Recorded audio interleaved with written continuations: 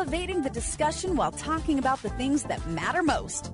You're listening to Society and the State, Life, Liberty, and Your Pursuit of Happiness. Now, your hosts, Connor Boyack and Brian Hyde. Well, welcome to Society and the State podcast. You know, we can cover a lot of different topics here. Our goal is to make you think, and we can talk about some really heavy stuff. In fact, we have a guest today who's very well qualified to comment on a lot of the heavy things going on around us. But today, we're going to talk about something that I hope you'll find interesting, informative, and who knows, may even cause some changes in your life. I want to introduce Jeffrey A. Tucker. And Jeff, you are a guy whose writings I have followed for many, many years. I know that you are one of the foremost commenters and defenders of liberty. And I'm going to ask you to take just a moment to describe for our listeners some of the many hats that you wear. Okay. Well, I recently came on board with the fee to head the fee content team. Foundation for Economic Education was founded in 1946. And was a kind of a leader in bringing the ideas of liberty to the general public. So that's been my ambition since I've been here. Before that, I worked mostly in developing fees, digital platforms, and I'm continuing my work with things like blockchain applications. I'm no longer the owner, but I actually am the founder of Liberty.me, and I still have an honorary position there. And wow, you know, so yeah, I think it probably is about it. So I write a lot about blockchain technology and very involved in the digital side of technology. And I have otherwise an interest in music and culture. Okay, and it's culture that we're actually going to be talking about more so today. I'm hearkening all the way back to, I think it was 2003, when I first read an article that you had written about how to dress like a man. And, and I don't mean to overstate it, but you actually made me stop in my tracks and start thinking about how I was presenting myself to the world. And so tell us, let's go back and talk about what was it that prompted you to sit down and figuratively put pen to paper on the topic of dressing like a man. Well, that was 2003, right? I remember writing that piece so quickly and so fast at the end of the day. And it was for, I think, some interns that had shown up and just had no clue about what to do.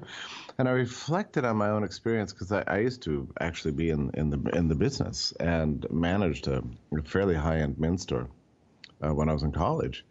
And the thing that always struck me in the business is just how strangely insecure men are about dressing. They really don't know what to do. They're very confused. And then they end up, a lot of men, once they start to try to dress better, outsource their knowledge to, a significant other of the female gender, which is probably the worst mistake you could ever make, actually. Because they no kidding. They don't know. And God bless them, right? But women don't know how to dress men. They just don't know what to do or how things look. Look, this is a wild generalization, right? But I noticed it. I noticed it when in the clothing store when women would come in with men and the men was just sort of wandering around aimlessly, and then his wife or girlfriend would take charge. He'd go out just looking like a clown. So I'd have to kind of take charge of the situation and just pull him aside and say, "Listen, buddy, if you let her dress you, and she's fully and completely successful, in 6 months she'll look at you and say, 'What happened to that man I once loved?'"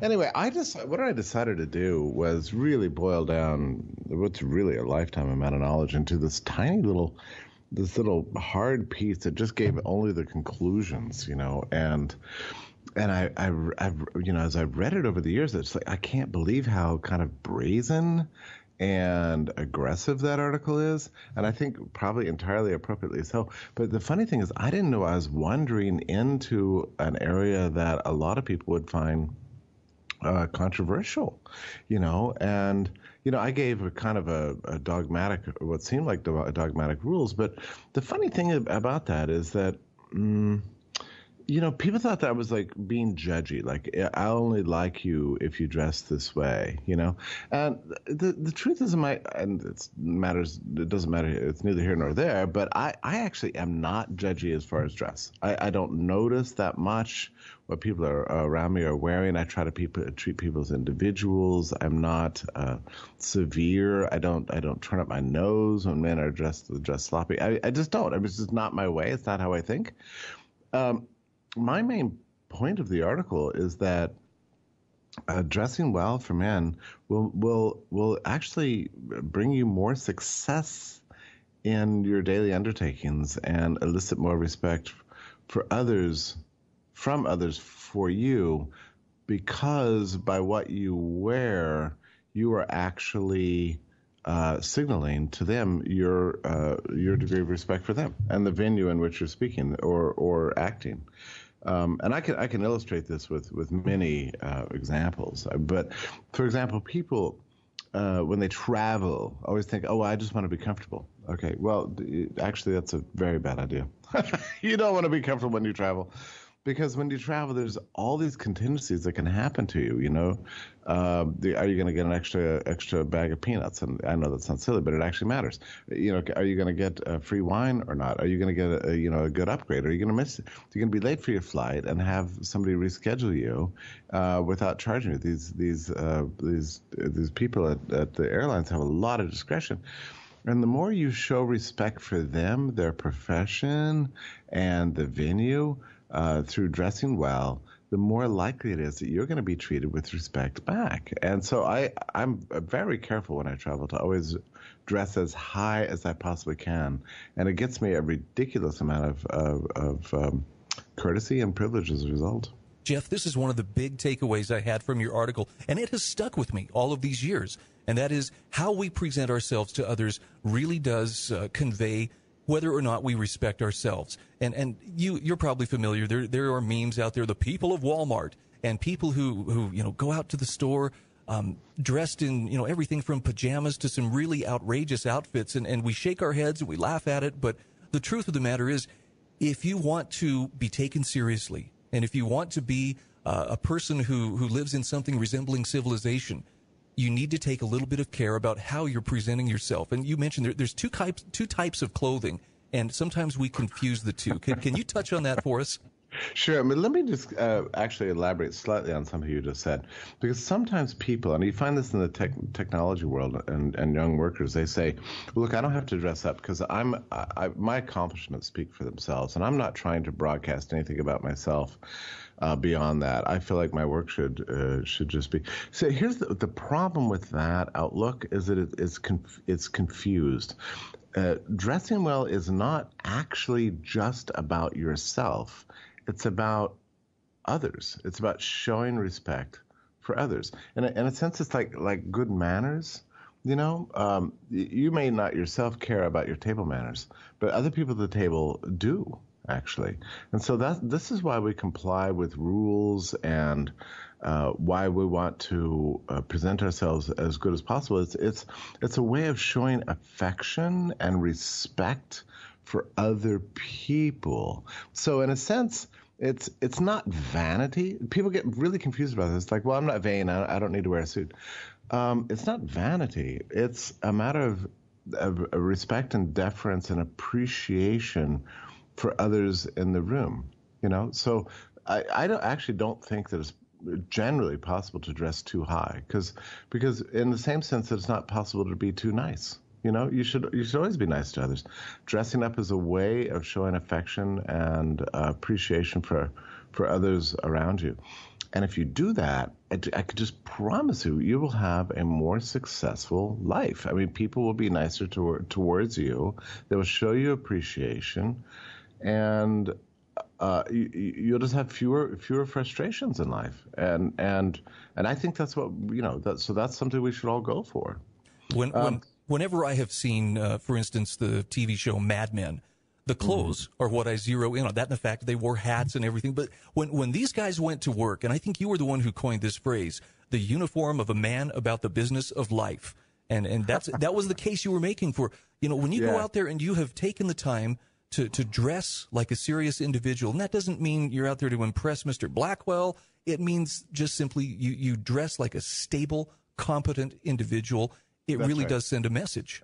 And Mad Men, that show is great. And the best dressed guy, on that show is what's his name, Roger Sterling. The head of so yeah, Roger Sterling, right? I mean, every episode he's just got amazing clothing. That guy just really nailed it.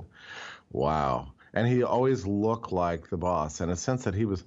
Like, he didn't actually do much, as you recall. He didn't actually run any advertising campaigns. He sometimes pretended to, but he actually didn't add a lot of value to the daily work of the company. But his very high dress code actually contributed a sort of an elegance to the entire office environment, and was a kind of a constant compliment to all of his workers. It wasn't just like he was just showing off. It's that he wanted other people to know, I respect you for being here, and I respect this firm, and I have a high regard for this firm and our work in which you are involved. So, yeah, his every day he would show up just looking awesome, and everybody loved it and appreciated it and liked their lives better.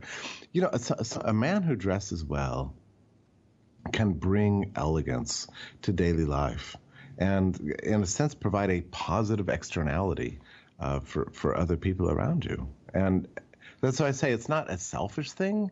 It's actually an act of generosity for those around you.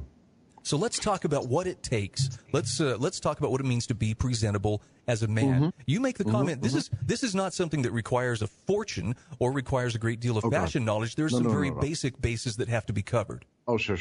I could talk about this thing for 50 hours. So before I was in the industry, now I'm talking about when I was maybe 15 years old, I had this idea that I needed to wear something flashy.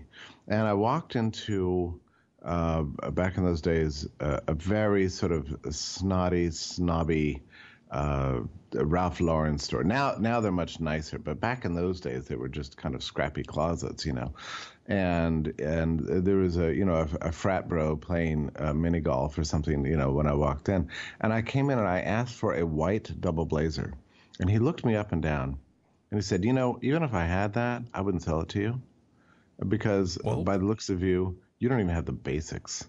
I mean, that's a heck of a thing to say, right? That's pretty bold. It was bold, and I was shocked. So I walked out and I thought, what does he mean by the basics? So I began to kind of rethink my whole approach, and I discovered gradually that basics are fundamentally a navy blue blazer. It can be single-breasted, double-breasted, 2-button, or 3-button, khaki pants and gray pants, and some solid blue or black socks, and a nice pair of shoes. And then you start adding to it from that. But if you don't have, and by the way, you can get by basically your entire life with that outfit. It's just true. If you don't have a navy blue blazer, you're doing something wrong. So, and that was true in 1980, and it's true today. That is the basic core of a man's wardrobe. Now, I don't typically wear a navy blue blazer except on the weekends. I wouldn't wear it as business dress, though there would be nothing wrong with that. But at least, anyway, that's a beginning. And look, in terms of the cost, I'm glad you brought this up. This is not about spending a lot of money. I will not pay street retail prices for clothing. Like, under any circumstances, I will never, ever do that. I will never go to the mall and go to Bloomingdale's or whatever, and buy anything for the ticket price. I find the prices outrageous, and I'm just not going to do it. You can get, if you know your size, and it's easy to find out your size, just go to the store and put out try on various things, find the one that works. You can go to eBay and snag, a really nice navy blue blazer for probably $25 or $30. And so that's what you should do. Just make sure that any clothing that adorns your body, really unless you're talking about shirts, which I could make an exception there, but it has to be 100% natural fibers, which means usually wool or it can mean some silk wool blend, or it can mean cotton for summer clothes. But a navy blue wool year-round blazer is just a foundational thing. Hard to go wrong. Yeah, no, absolutely. It works for you, and make sure it fits well. And you can really just throw that darn thing on, every day. Like I say, I wear it on the weekends because I like. Look, it's true that I adhere to the old standards, but it's funny we talk about a tradition or old standards or the old world or something, but the old never quite goes away in a sense. So we do well to understand what the categories of dress were, say 100 years ago. And really, it comes down to this: there's sport clothing, there's casual clothing, and there's dress clothing. And if you're going to place that navy blue blazer in one of the three categories, it would definitely be sport. Okay, so in a sense, yeah, that's the lowest level. That's yachting, that's weekends, that's at the summer home, lounging. That's what it is. It is not dress ups. It's not even business casual. It is really sport clothes. So that's an important thing to remember. Now, you might say, well, where does that leave my my cargo shorts, flip flops, and T-shirts? It's like, I don't know what to say to that.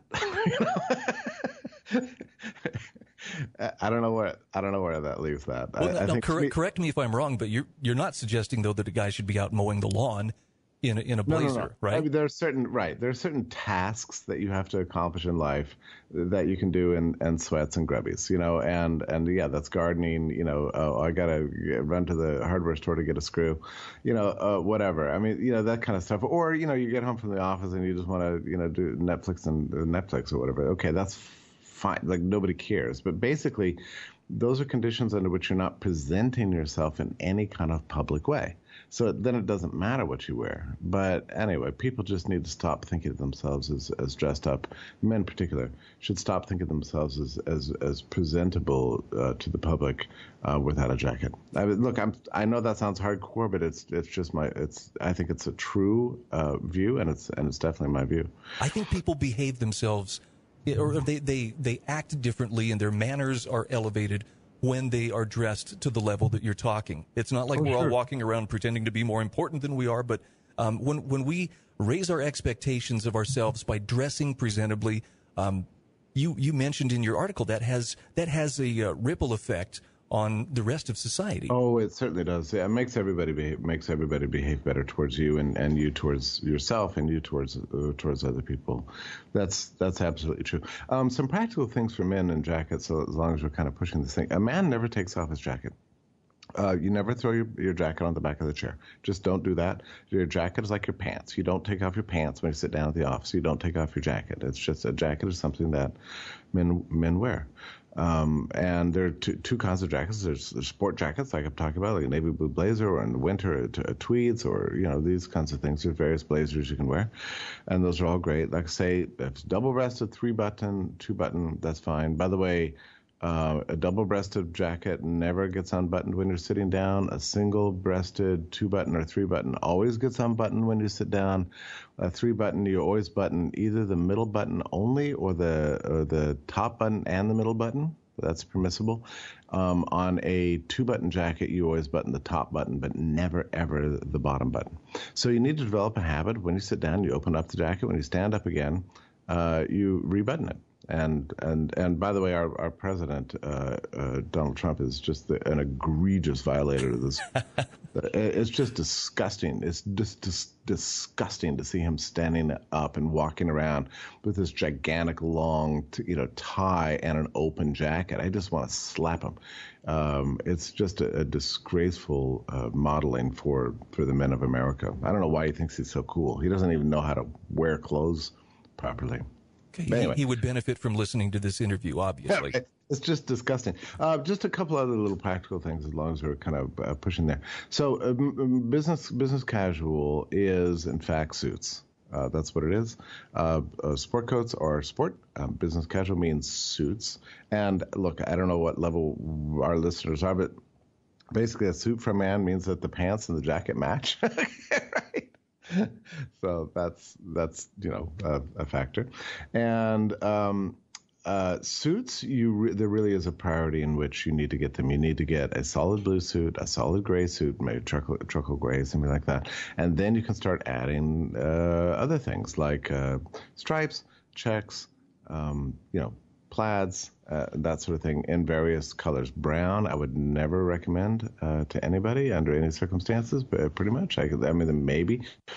But those kinds of things you just don't need. The more exotic your clothing is, the less useful it is. Like if you have I don't know, just a gray, a gray suit with a red banker stripe that's just killing it. It's just awesome, and everybody in the room goes, "Wow, that's an amazing suit." And you wore it Monday, you wear it the following Tuesday. I guarantee you, everybody in the room will go, "Huh, yeah, he wore that last Monday." Right? I mean, so suddenly you've got a problem now, right? Everybody's kind of tracking, when you're wearing what clothing and for what purposes, which is a little bit unseemly. I mean, it's like too much information in a way. So your clothes should not be exotic in that sense. I mean, that's why a blue suit is a beautiful thing. A gray suit is a beautiful thing. A blue pinstripe suit is a very, very beautiful thing because something you can wear absolutely every day. A man in an office setting can get by with owning 3 or 4 suits. My own opinion about this is you need to set an upward limit. I mean, if you go out to Bloomingdale's right now and start shopping for suits, you're going to walk out, completely bankrupted. On the other hand, if you've got a local Goodwill or a thrift store, I play this game with people all the time because I get fee interns all the time. I'll take them over to the thrift store. I'll say, if you have $50 in your hands, in your pocket, I'll get you out of this Goodwill looking better than you've ever looked in your entire life with a suit, shirts, and a necktie for less than $50, and nobody believes me, but I can do it. I do it every time. I dress these guys like they just walked out of Macy's every time. Nice. So now you mentioned that you don't pay a lot of money. You don't like to pay full retail. You will always look for the good buys, and there are plenty of them to be found on the suits, pants, shirts, and so forth. But there's one place I noticed you do not compromise. In fact, you drew, I think, the hardest line I've ever seen, and that was on shoes. Let's talk about shoes. Yeah. Now listen, the shoe market. Now that article was written in 2003. A lot has changed in the shoe market since that time due to the advance of international trade with China. I find it amazing. Actually, like Johnson & Murphy shoes, which I don't think I list there. I think I list only 2 brands that I think are real shoes. I think Alden and I forget now. Allen Edmonds. Oh, Allen Edmonds. Those are amazing. Okay, Alden and Allen Edmonds, two best mid-level men's shoes available. There are higher level shoes, but you don't have any business paying. Nobody has any business paying $1,000, $2,000 for a pair of shoes. That's stupid. But when I was in the business, a good pair of Aldens would run you about $250. Now here we are all these years later, and a good pair of Aldens will run you about $200. I mean, it's actually amazing. Yeah, it's amazing. And if you don't mind getting a lower end shoe that you're probably going to have to replace the uppers in 4 or 5 years or something like that, Johnson & Murphy, you've seen these stores at airports and so on, and even online. They're not terrible shoes, and the thing that shocks me about them is they're just incredibly cheap. I mean, you can buy any historical standard. I mean, Johnson & Murphy was priced at about Alden levels when I was in the business. Now you can get a Johnson & Murphy, a really nice looking Johnson & Murphy shoe for under $150. I mean, it's absolutely amazing. So no, there should not be any compromise on shoes. This is both for aesthetic reasons, but also economic ones. We need to get better at resoling our shoes. If you have a really good pair of shoes, you want to preserve those uppers, get them over to the cobbler, throw down $40 for a new sole, every year or two, and you can have that shoe last forever. I have a pair of Shell Cordovan Aldens. Shell Cordovan is horsehide leather, which is the single greatest shoe you could ever own, Shell Cordovan. They're going to run you about $600.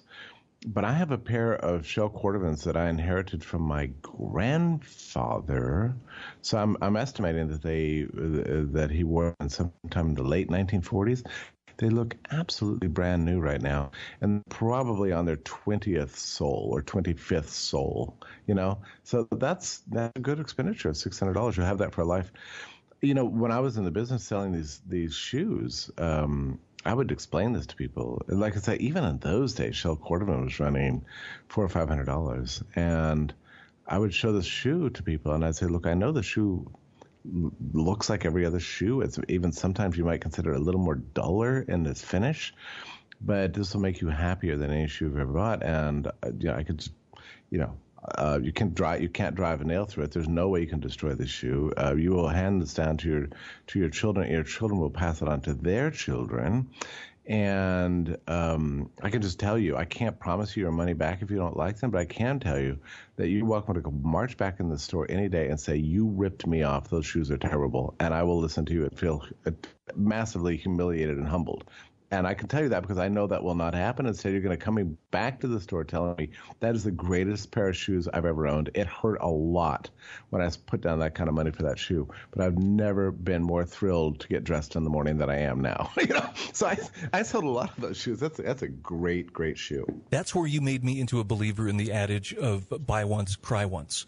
If you go for quality the first time, you don't have to regret. We're gonna have to wrap up here in just a minute, Jeff. There's so much else to say, but maybe we need part 2 because there's all kinds of specifics we need to talk about concerning shirts and collars and T-shirts and ties, and so maybe consider doing another podcast some other time. Okay, actually, I would love to do a follow-up on this. Now, there is one thing I wanted you to touch on, though, because you mentioned this is something people gravely underestimate, and that is the power of the iron. Yeah, if you're not ironing, you're not dressing well. And there are specific techniques you have to learn. Ironing is a skill that men should have, and they have to acquire it. And maybe in the next podcast we can talk about the specifics of ironing. But yeah, no, every man needs an ironing board and an iron and needs to learn to work them well. Shirts, especially creases in pants. An uncreased pant is just going to look like, you're going to look like a hobo. There's no getting around it. You have to have a crease in your pants. If you don't, you should not be wearing those things in public. So yeah, absolutely. Iron technology is another thing we can discuss next time too. Okay.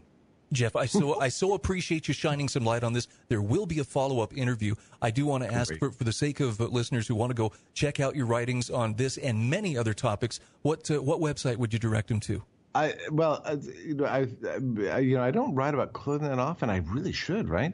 But I write every day on some topic at fee.org, and that's probably my largest single archive right now. I also tend to do a lot of social posting, that sort of thing. You can go to my own website, which is jeffreytucker.me. Jeff, thank you so much for being our guest. I look forward to our next conversation.